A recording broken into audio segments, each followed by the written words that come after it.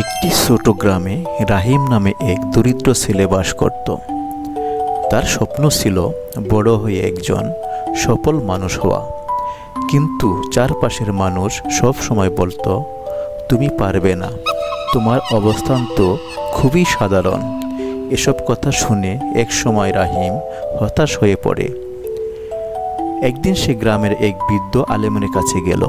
আলেম তাকে একটি ছোট বীজ দিয়ে বললেন, এটি রোপণ করো এবং প্রতিদিন যত্ন নাও। রাহিম তাই করল।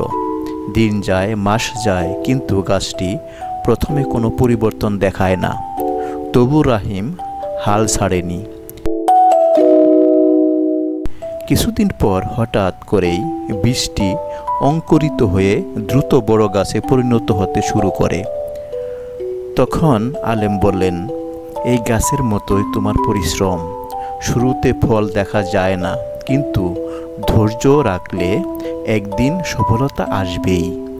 রাহিম নতুন উদ্যমে কাজ শুরু করলো।